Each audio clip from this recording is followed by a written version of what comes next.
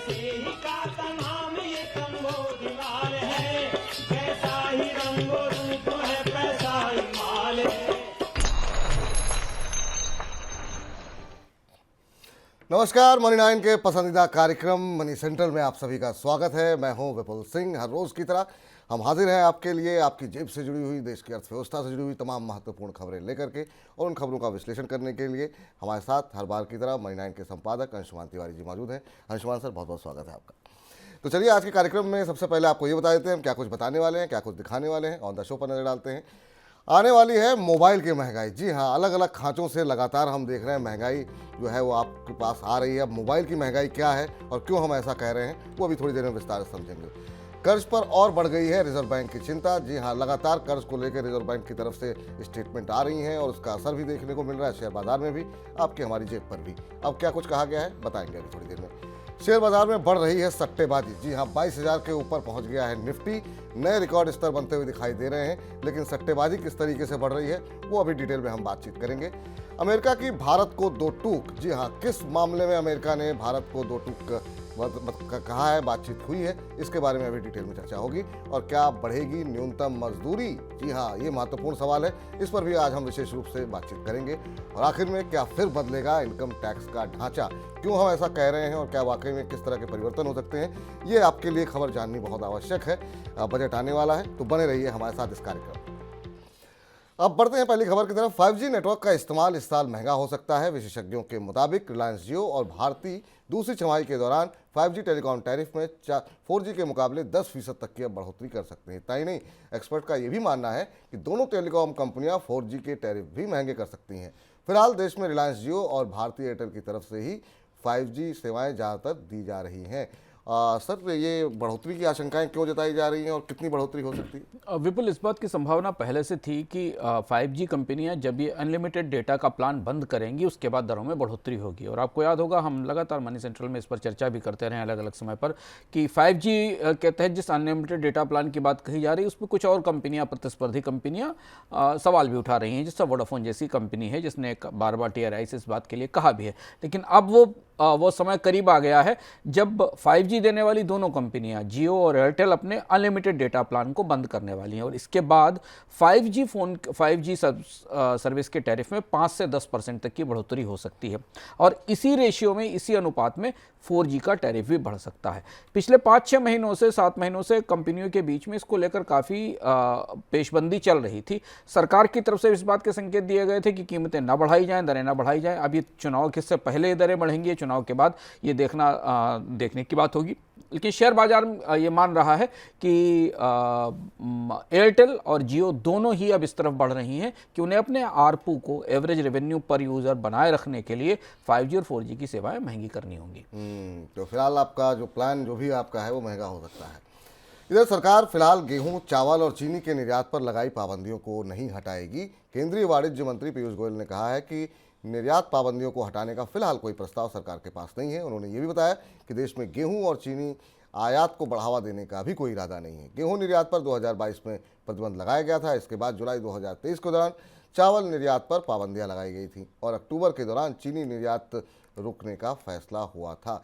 Sir, Piyush Goyal के इस statement को कैसे पढ़ रहे हैं आप? इस बयान का सीधा मतलब यह है कि भारत दुनिया के कृषि निर्यात बाजार से बाहर है और बाहर ही रहेगा। फिलहाल सरकार किसी भी स्थिति में चुनाव की तरफ बढ़ते हुए कोई भी जोखिम ऐसा नहीं लेना चाहती जिसमें कि उसे तीनों महत्वपूर्ण निर्यात, जो भारत के 3 प्रमुख कृषि निर्यात हैं, चावल, गेहूं और चीनी, इन्हें खोला जाए। और इस तरह से एक स्पष्ट है कि अगले 6 महीने तक, मतलब चुनाव तक, लोकसभा चुनाव तक भारत से इनके निर्यात की संभावनाएं नहीं है। निर्यातकों के लिए ये संकेत स्पष्ट है। दूसरी महत्वपूर्ण बात है कि सरकार ये बात दबाव महसूस कर रही है कि अनाज का भंडार पर्याप्त नहीं है। खाद्य उत्पादों की महंगाई दहाई के अंकों में लगातार बनी हुई है। हालांकि स्पष्ट रूप से यह कहा गया कि आयात की संभावना नहीं है, लेकिन अब ये देखना होगा कि रबी की फसल की बुआई के आंकड़े आने के बाद और उत्पादन के आकलन आने के बाद ये पता चलेगा कि भारत में वास्तव में अनाज की आपूर्ति और मांग की परिस्थिति कैसी बनती दिखाई देती है। इधर शेयर बाजार में लिस्टेड कंपनियों के महंगे वैल्यूएशन का असर डिलीवरी आधारित कारोबार पर भी पड़ा है। 2023 के दौरान शेयर बाजार में हुए कुल कारोबार में डिलीवरी आधारित कारोबार की औसत हिस्सेदारी 38.1% थी, लेकिन 2024 की शुरुआत में ये घट करके 36% रह गई है। शेयर बाजार रिकॉर्ड ऊंचाइयों पर है और अधिकतर शेयरों का भाव भी रिकॉर्ड स्तर पर चल रहा है। ऐसे में महंगे वैल्यूएशन की वजह से निवेशक शेयरों में लंबी अवधि की पोजीशन से परहेज कर रहे हैं, जिस वजह से डिलीवरी आधारित कारोबार में गिरावट देखने को मिल रही है। सर, ये क्या कुछ इंडिकेट कर रहा है? जिस तरीके से हम देख रहे हैं डिलीवरी बेस्ड ट्रेडिंग में जो गिरावट वॉल्यूम में देखने को मिली है, क्या ये काफ़ी महत्वपूर्ण आंकड़ा है और ये बाजार के मिजाज के बारे में बताता है। बाजार का मिजाज आप कई तरह से देख सकते हैं विपुल। एक मिजाज ये है कि भारत शेयर बाजार ऊपर जा रहा है, सेंसेक्स और निफ्टी में बढ़ोतरी है, पर जब इसके भीतर आप उतरते हैं तब बाजार के तमाम सच दिखाई देते हैं। और अगर किसी भी बाजार में डिलीवरी ट्रेड कम हो रहा है और नॉन डिलीवरी सौदे बढ़ रहे हैं तो इसका मतलब है कि वो बाजार कहीं ना कहीं स्पेकुलेटिव जोन में है या सट्टेबाजी की तरफ बढ़ा हुआ है। अब आप मान के चलें कि अगर बाजार में 100 रुपए का कारोबार होता तो उसमें 40 रुपए का ही कारोबार केवल डिलीवरी में हो रहा है, 60 रुपए का कारोबार केवल ट्रेडिंग हो रही है, केवल में कोई डिलीवरी शामिल नहीं है।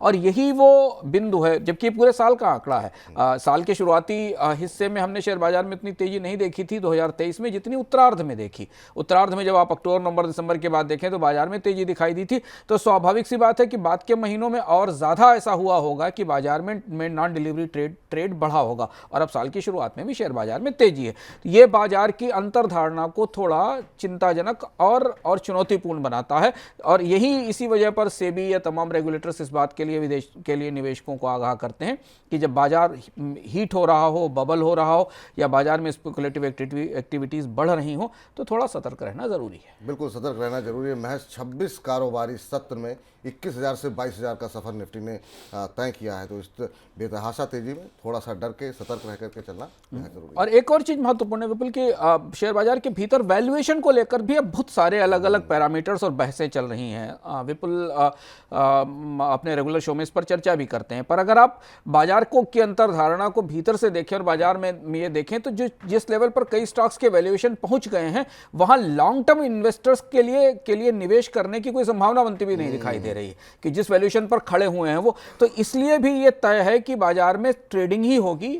2 दिन, 3 दिन, 4 दिन, 5 दिन के आउटलुक के साथ लोग बाजार में तात्कालिक तेजी का फायदा लेने की कोशिश करेंगे, क्योंकि इस स्तर पर बाजार में घुसकर इतने हाई वैल्यूएशन पर स्टॉक को खरीदकर लंबी अवधि तक 6 महीने या साल भर की अवधि के दौरान रिटर्न हासिल करने का कोई फार्मूला बनता नहीं दिखाई देता। और निश्चित रूप से काफ़ी शेयर काफ़ी महंगे हो गए हैं।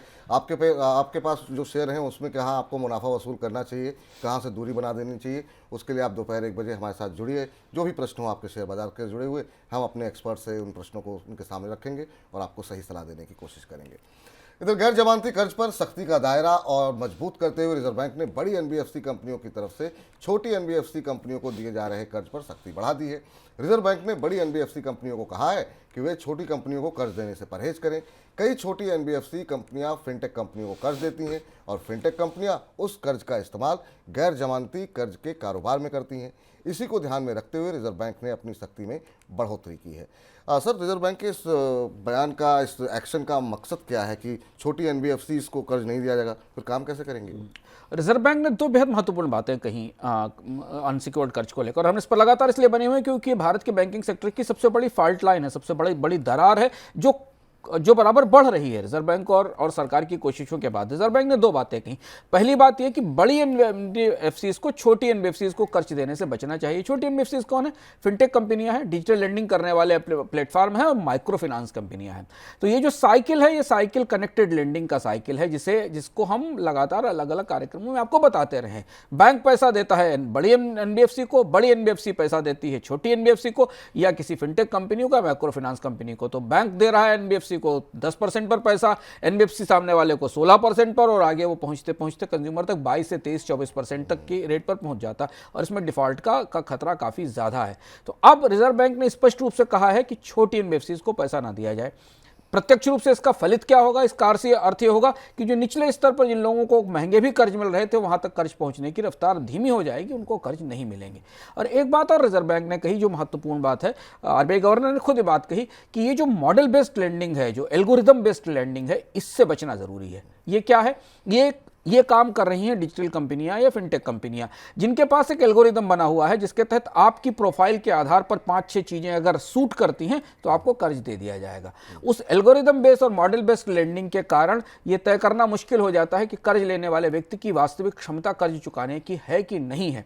और जितने भी अनसिक्योर्ड लोन्स का दायरा बढ़ रहा है ये सर्टेन मॉडल्स के बेस पर बढ़ रहा है। इसमें वास्तव में कर्ज देने वाले की कर्ज चुकाने की क्षमता का उतना आकलन नहीं होता। खासतौर से पर्सनल लोन और क्रेडिट कार्ड लोन में तो परिस्थिति यही बनती है। तो इन दोनों चीज़ों के मामले में रिजर्व बैंक ने सख्ती की है।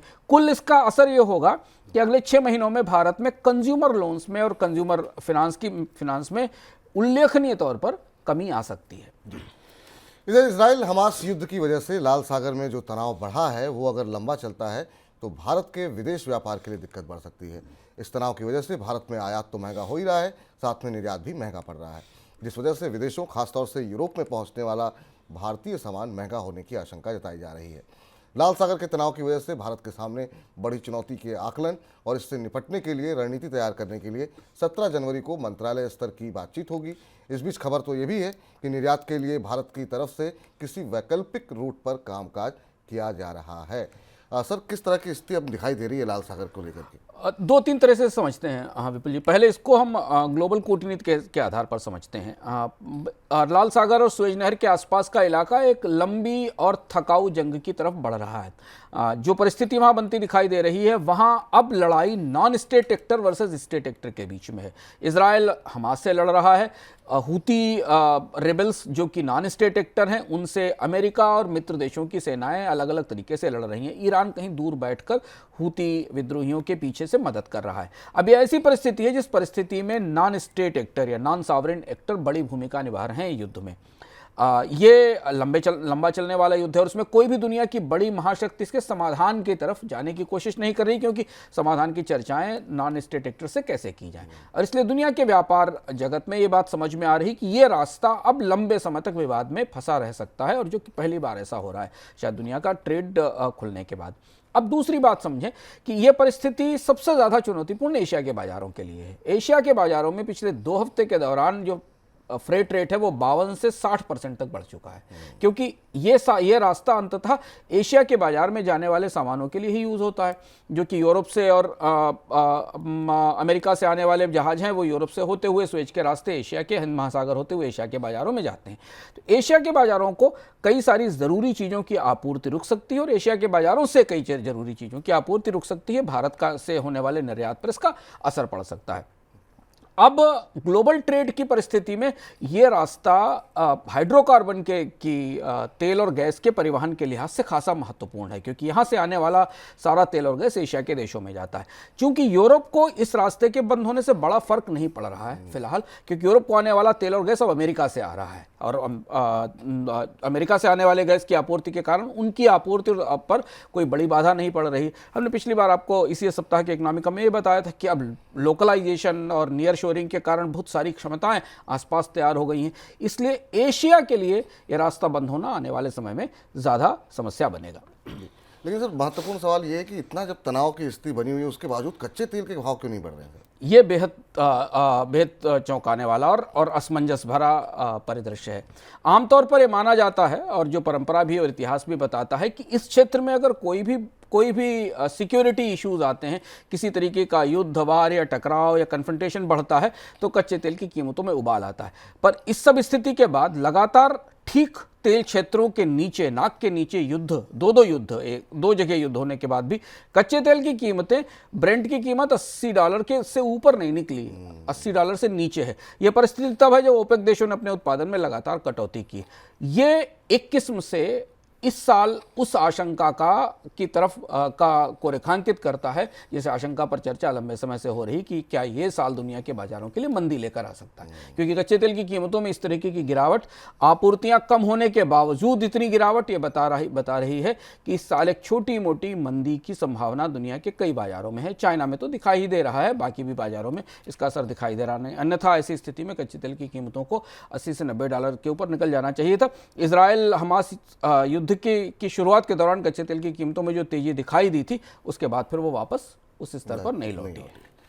चलिए, अब वक्त हो गया है आज की सबसे बड़ी खबर जानने का।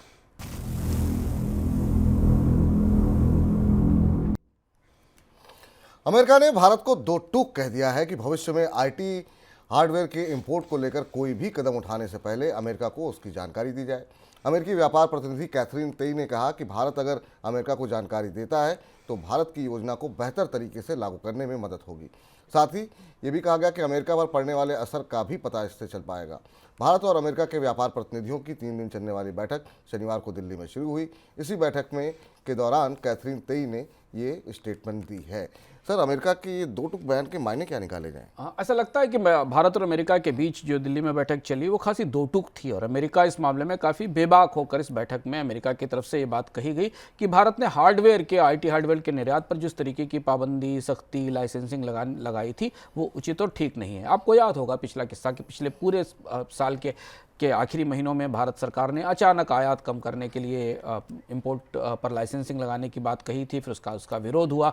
स्थिति यहाँ तक हुई कि अमेरिका के राष्ट्रपति के ऑफिस को, व्हाइट हाउस को इसमें दखल देना पड़ा और फिर भारत ने G20 की बैठक से पहले इस प्रस्ताव को वापस ले लिया और वो पूरा प्रस्ताव ठंडे बस्ते में चला गया। लेकिन उसका असर अभी तक जारी था और इसलिए जब अमेरिका की व्यापार प्रतिनिधि या अमेरिका की व्यापार मंत्री कहें जो भारत में आई, अगर कॉमर्स मिनिस्टर उनको माना जाए, तो वो भारत आई और उन्होंने इस पूरे फैसले पर अब भारत से दो टूक तौर पर यह कहा है कि ऐसा कोई फैसला लेने से पहले अमेरिका को बताया जाए, अमेरिका की जानकारी में रखा जाए। अमेरिका ने ऐसा इसलिए क्यों कहा? क्योंकि अमेरिका की सबसे बड़ी हार्डवेयर कंपनियों के बड़े इंटरेस्ट भारत में हैं और भारत इस समय, जो कि अब अंतर्राष्ट्रीय स्तर पर बाजार की और व्यापार की जो परिस्थितियां बदल रही हैं, जिसके बारे में आपको विस्तार से बताते रहें, अमेरिका ही एक ऐसा बाजार है जिस बाजार में भारत को दखल और प्रवेश चाहिए। और हाल फिलहाल के वर्षों में चीन के साथ अमेरिका की व्यापारिक दूरी बढ़ने के बाद भारत के लिए संभावनाओं का बाजार भी खुला है जहां अमेरिका में वो निर्यात कर सकता है और इसलिए अमेरिका ने शायद इस अपॉर्चुनिटी का, इस अवसर का लाभ उठाकर खासी दो टूक और बेबाक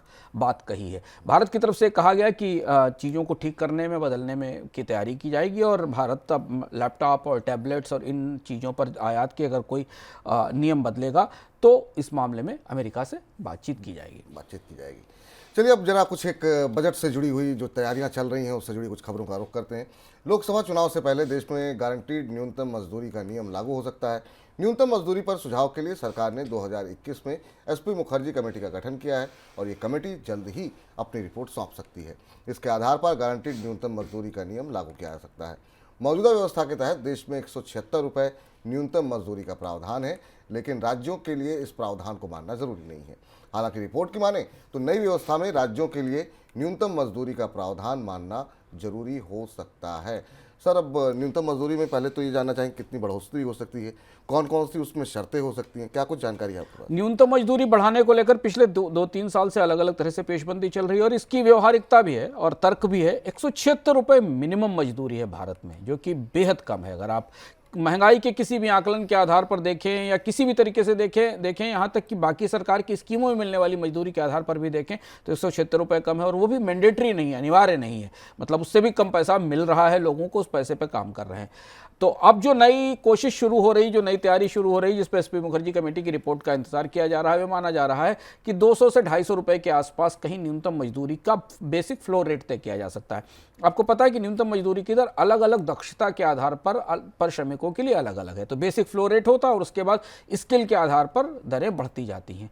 तो एक तो ये चीज़ की दरें बढ़नी चाहिए। दूसरी बात यह कि पूरे भारत में एक रूपता और एक समान नहीं है मजदूरी की स्थिति। कई राज्यों में मजदूरी की दरें काफ़ी कम है, कई राज्यों में मजदूरी की दरें ठीक हैं, बेहतर है। जैसे दिल्ली में बेहतर है पर गुजरात में कम है, कुछ और राज्यों में अच्छी दरें हैं पर बाकी राज्यों में कम है। तो नई व्यवस्था में दो चीज़ें विचार की जा रही, एक तो ये कि दर बढ़ाई जाए और दूसरी चीज़ ये कि जो बेसिक फ्लोर रेट है उसे लागू करने की अनिवार्यता सारे राज्यों के लिए की जाए, उससे कम पर मजदूरी किसी को ना दी जाए। पर एक और महत्वपूर्ण बात है जिसे पता नहीं इस रिपोर्ट में लाया जाए कि नहीं लाया जाएगा, कि भारत में बेसिक मजदूरी दर का इन्फ्लेशन से कोई रिश्ता नहीं होता। आमतौर पर एक स्वस्थ मजदूरी दर की प्रक्रिया तभी सफल हो सकती है जब इन्फ्लेशन से इंडेक्स की जाए, क्योंकि लोगों का जो निचले स्तर पर जिन लोगों को इस मजदूरी दर के दायरे में काम मिलता है, महंगाई से सबसे ज़्यादा पीड़ित वही लोग हैं, उनकी ज़िंदगी जीने की लागत सबसे तेज़ी से बढ़ती है। पर भारत में जो बेसिक मजदूरी दर है वो महंगाई से कहीं तालमेल नहीं रखती, और इसलिए हम 2017 की दरों पर आज भी मजदूरी की व्यवस्था देख रहे हैं। 2017 के बाद अब ये परिस्थिति आएगी कि दरों में बढ़ोतरी की जाएगी। 2017 से जीवन जीने की लागत लगभग हर क्षेत्र में, खाना, दवा, किराया, परिवहन, कपड़ा, फुटवियर, सब में बुरी तरह बढ़ चुकी है। बिल्कुल। इधर असंगठित क्षेत्र के कामगारों के लिए चलाई जा रही पेंशन योजना यानी कि अटल पेंशन योजना में सरकार अब बदलाव करके पेंशन की न्यूनतम राशि को बढ़ाने पर विचार कर रही है। आगामी बजट में इसकी घोषणा होने की संभावना जताई जा रही है। पीएफआरडीए पहले ही अटल पेंशन योजना के तहत गारंटी पेंशन राशि को बढ़ाने का अनुरोध सरकार से कर चुका है। सर, अटल पेंशन योजना में बदलाव की आवश्यकता क्यों दिखाई दे रही है? अटल पेंशन योजना जैसी स्कीम है भारत में सरकार की के कामकाज में विशुद्ध रूप से प्रतीकवाद का उदाहरण है। आप इसका सिंबॉलिज्म समझ सकते हैं। 60 साल की उम्र होने के बाद अटल पेंशन योजना में गारंटीड पेंशन अधिकतम कितनी है? 5,000 रुपए पर मंथ, न्यूनतम है 1,000 रुपए पर मंथ। अगर कोई व्यक्ति 30 से 35 साल की आयु का व्यक्ति अटल पेंशन योजना में शामिल होता है और जब वो रिटायर हो रहा है तब तक उसकी जिंदगी जीने की लागत क्या पहुंचेगी किसी को पता नहीं। भारत सरकार की स्कीमों के साथ सबसे बड़ी समस्या यह है कि असंख्य स्कीमें और असंख्य स्कीमों में तरह तरीके के प्रतीकवाद है कि 1,000 रुपए की पेंशन, 2,000 रुपए की पेंशन, इससे जिंदगी का कोई गुजारा नहीं चलता। और इसलिए इन स्कीमों को ना तो लोकप्रियता मिलती है, ना लोग इसमें शामिल होते हैं, और ना इन्हें कायदे से इंप्लीमेंट करके लोगों को सुविधाएं दी जा सकती हैं। यह बात बार बार कही जाती रही। अब फिर यह कोशिश हो रही है कि अटल पेंशन योजना की में दरों को बढ़ाया जाए। कितनी बढ़ोतरी की जाएगी? क्या भारत सरकार आज अटल पेंशन योजना लेने वालों को 60 साल बाद उनकी जिंदगी जीने की बेसिक लागत को आधार बनाकर तय करेगी, या फिर इसमें वही सिंबलिज्म होगा कि 500 रुपये, 1,000 रुपये बढ़ा दिया गया? ये हमें आगे देखना होगा। लेकिन अगर 1,000 रुपये की मिनिमम पेंशन किसी को मिलती है और 18 साल की एज में वो इसे ज्वाइन करता है मौजूदा व्यवस्था में, तो उसे 42 रुपये पर महीने जमा करने होते हैं। तब वो 18 साल की उम्र में 42 रुपये पर महीने जमा करेगा और 60 साल की उम्र से 1,000 रुपये की पेंशन मिलेगी, जो कहीं से भी तर्कसंगत, किसी भी स्थिति में तर्कसंगत नहीं लगती। तो इस स्कीम में पीसमील बदलाव करने के बजाय बेहतर और ज़रूरत ये होगी कि सरकार भारत में असंगठित क्षेत्र के श्रमिकों के लिए एक बड़ा सोशल सिक्योरिटी स्ट्रक्चर लेकर आए, और जिसमें सब्सटेंशियल ढंग से उनकी ज़िंदगी जीने की लागत को आधार बनाकर उन्हें पेंशन दी जाए, बजाय कि ये प्रतीकात्मक रूप से 1,000 रुपये, 500 रुपये, 2,000 रुपये की पेंशन की स्कीमें चलाई जाए। इस बीच टैक्स पेयर के लिए नई टैक्स व्यवस्था को ज़्यादा आकर्षक बनाने के लिए वित्त मंत्रालय नई व्यवस्था के तहत टैक्स छूट बढ़ा सकता है। रिपोर्ट के मुताबिक वित्त मंत्रालय में कई कदमों पर विचार हो रहा है। इनमें या तो नई व्यवस्था के तहत 30% टैक्स के स्लैब को 15 लाख सालाना कमाई के बजाय 20 लाख पर लागू किया जा सकता है, या फिर अधिकतम टैक्स को स्लैब को 30% से घटा करके 25% भी किया जा सकता है। सर, किस किस तरह के बदलाव हो सकते हैं जो नई टैक्स व्यवस्था है उसमें? नई टैक्स रिजीम हम आपको बताते रहे कि सरकार ने अब इसे बुनियादी रूप से यही टैक्स रिजीम मान लिया है। नई टैक्स रिजीम पुरानी टैक्स रिजीम से इसलिए फर्क है क्योंकि इसमें कोई टैक्स की रियायतें, कोई सुविधाएं, कोई इंसेंटिव्स बचतों के बदले नहीं मिलते। इसकी लोकप्रियता भी सीमित है, लेकिन जो नए लोग आ रहे हैं या बहुत सारे ऐसे लोग जिनको कम टैक्स चाहिए, टैक्स के भुगतान का लाभ चाहिए और बचतों पर टैक्स की रियायतें नहीं चाहिए, वो इसमें आ रहे हैं। और ऐसा लगता है, हालांकि बजट इस बार अंतरिम बजट होगा, ध्यान रखें, क्योंकि वित्त विधेयक पास नहीं होगा। वित्त विधेयक पास कराने के लिए नई सरकार को जुलाई तक का इंतजार करना पड़ेगा। पर फिर भी चुनाव के करीब सरकार अधिकतम रूप से वो सारी घोषणाएं करेगी जिससे कि वोट प्रभावित हो सके या उन बजट को लोकलुभावन बनाया जा सके। और इसलिए इस बात की संभावना है कि नई टैक्स रिजीम को थोड़ा और आकर्षक बनाया जा सकता है। उस आकर्षक बनाने की स्थिति में 2 प्रस्ताव विचाराधीन है। एक विचाराधीन प्रस्ताव यह है कि जो मैक्सिमम टैक्स रेट है 30%, उसे घटाकर 25% कर दिया जाए, इससे और ज्यादा लोग आकर्षित होंगे। या फिर स्लैब में बढ़ोतरी कर दी जाए और जो 20% का स्लैब है वहाँ पर उसे बढ़ाकर 20 लाख रुपए पहुँचा दिया जाए। तो अधिकतम स्लैब की सीमा 20 लाख रुपए तक पहुँचा दी जाए। ऐसी स्थिति में, दोनों ही स्थितियों में अगर 15 लाख के स्लैब को 20 लाख किया जाए या 25% किया जाए, इस स्कीम में शामिल होने वाले नए लोगों को उसका लाभ मिलेगा। अब ये देखना होगा कि सरकार इससे कितने लॉस की, कितने रेवेन्यू लॉस का कैलकुलेशन कर रही है। पर यह प्रस्ताव अगर बजट में घोषित भी होता है तो ये जुलाई के बाद ही लागू हो पाएगा। इधर देश के सभी घरों को बिजली से जोड़ने के बाद सरकार सभी के लिए 24 घंटे बिजली उपलब्ध कराने की दिशा में काम कर रही है और मार्च 2025 से सभी के लिए 24 घंटे बिजली की सप्लाई सुनिश्चित की जा सकती है। मौजूदा समय में शहरी क्षेत्रों में एक दिन में औसतन 23.5 घंटे तक बिजली की सप्लाई रहती है और ग्रामीण क्षेत्रों में ये औसत 20.5 घंटे का है। सर, 2 सवाल हैं यहाँ पर। एक तो ये लक्ष्य कितना आपको संभव लग रहा है, और दूसरा जो दावा सरकार का है 23.5 घंटे या 20.5 घंटे का, वो कितना हद तक आप उसको वास्तविक मानते हैं? इस पर लगातार बहस रही है और बहुत सारी प्रतिक्रियाएं भी हैं कि सरकार के आंकड़ों में ही ये दिखता है कि बिजली की आपूर्ति 16 से 17 घंटे कई इलाकों में, 15 से 18 घंटे कई इलाकों में, 24 घंटे की या 23 साढ़े 23 घंटे की आपूर्ति लगभग अधिकांश देश में नहीं है। कुछ हिस्सों में जरूर हो सकती है। तो ये तो अभी स्पष्ट नहीं और इसका कोई स्पष्ट आंकड़ा भी नहीं, क्योंकि सरकार के अलग अलग पोर्टल्स पर अलग तरीके के आंकड़े उपलब्ध होते हैं।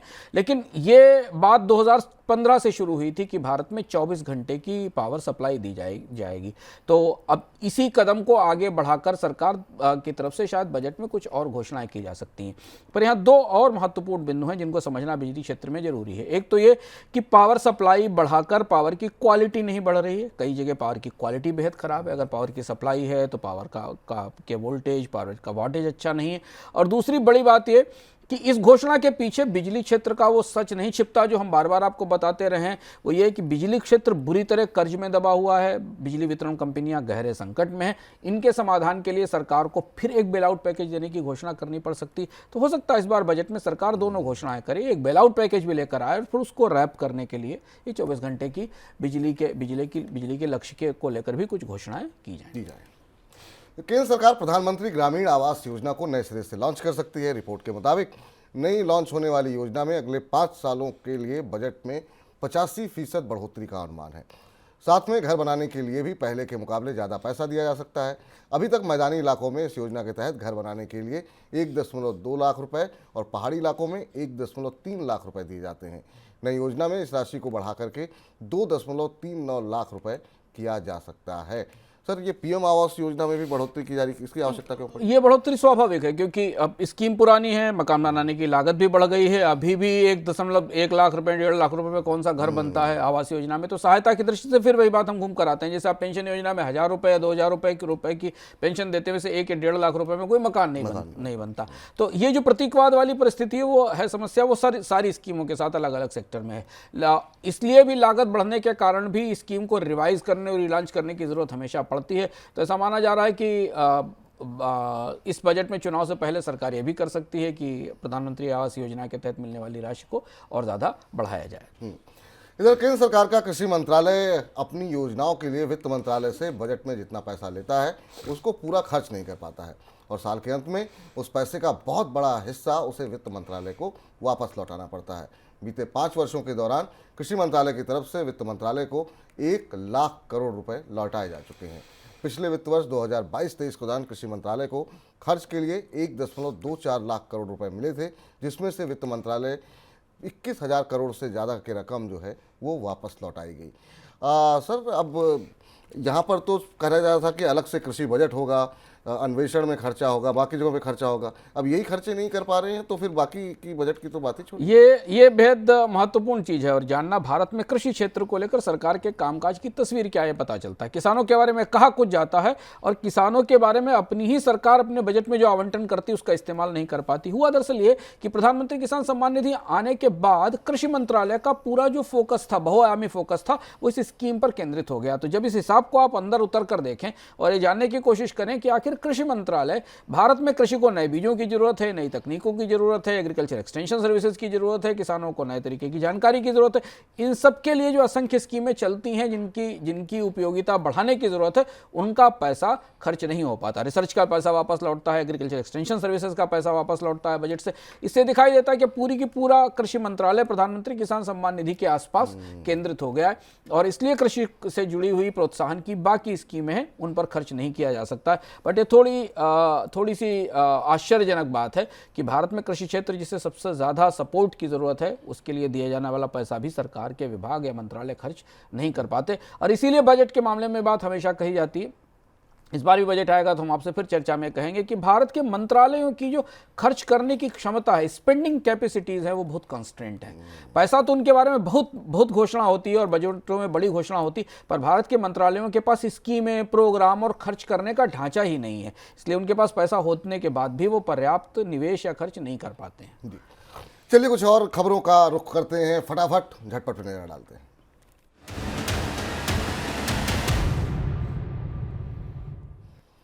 कर्ज संकट की वजह से करीब 9 महीने से बंद पड़ी एयरलाइन गो फर्स्ट को नीलामी में खरीदने के लिए बैंकों ने 31 जनवरी तक का समय निर्धारित किया है। बैंकों की तरफ से एयरलाइन खरीद के लिए नए प्रस्तावों की भी मंजूरी दी गई है। अब तक एयरलाइन को खरीदने के लिए करीब 5 प्रस्ताव आ चुके हैं, जिनमें एक प्रस्ताव स्पाइस जेट का भी है। गो फर्स्ट ने पिछले साल 3 मई से अपनी उड़ानों को बंद कर दिया था। टाटा कंज्यूमर की तरफ से हाल में कैपिटल फूड और ऑर्गेनिक इंडिया को खरीदने के लिए की गई घोषणा के बाद कंपनी की तरफ से 3500 करोड़ रुपए का राइट इशू आ सकता है। इसके लिए कंपनी की तरफ से बोर्ड की मंजूरी का इंतजार हो रहा है। माना जा रहा है कैपिटल फूड और ऑर्गेनिक इंडिया की डील को फंड करने के लिए कंपनी की तरफ से ये राइट इशू लाया जा रहा है। सर, ये 2 खबरें थी, आपकी टिप्पणी। गो फर्स्ट फिर चर्चा में आई और दिलचस्प ढंग से चर्चा में आई। अभी तक ये लग रहा था कि इसको ग्राहक नहीं मिलेंगे, वाडिया समूह के पास तो इसे दोबारा उड़ाने की क्षमता नहीं है, लेकिन इसमें अब 5 प्रस्ताव आए हैं। इसमें 2 प्रस्ताव ज़्यादा महत्वपूर्ण है। स्पाइस जेट तो खुद ही अपने आर्थिक संकट में स्पाइस जेट को खरीदना चाहती है। स्पाइस जेट के फंडिंग को लेकर और खरीदने की क्षमताओं को लेकर सवाल उठेंगे, पर इसमें एक company Sharjah based sky one है जिसके प्रस्ताव को लेकर थोड़ी उत्सुकता है। एक दूसरी अफ्रीका पर आधारित एक कंपनी, अफ्रीका का एक फंड है सार्फिक फंड, उसकी तरफ से भी इसे खरीदने की बात कही गई। इसके अलावा अमेरिका की एक कंपनी और एक कंसोर्टियम है कुछ लोगों का जो इसे खरीदना चाहता है। देखते हैं परिस्थिति किस दिशा में जाती है। अगर गो फर्स्ट का रिवाइवल होता है तो भारत के एविएशन मार्केट में जो अब इस समय मोनोपोली की जैसी स्थिति बनी हुई है, इंडिगो और विस्तारा की, इनफैक्ट इंडिगो की मोनोपोली या डुओपोली की स्थिति बनी हुई है, उसे ठीक करने के लिए भारत के बाजार में नई एयरलाइंस की ज़रूरत सबसे ज़्यादा है। सर, आज के कार्यक्रम में आप जुड़े और तमाम खबरों का आपने विश्लेषण किया, बहुत बहुत शुक्रिया, बहुत बहुत धन्यवाद आपका। तो फिलहाल मनी सेंट्रल को समाप्त करने का वक्त तो हो गया है, लेकिन मनी 9 के ऊपर लगातार आपकी जेब से जुड़ी तमाम महत्वपूर्ण खबरें, तमाम महत्वपूर्ण कार्यक्रम आ रहे हैं, तो आप उनसे सीखिए, उनसे आनंद लीजिए। फिलहाल मुझे इजाज़त दीजिए, लेकिन मनी 9 के साथ बने रहिए। नमस्कार। ऐसे ही का तमाम ये कमोद लाल है।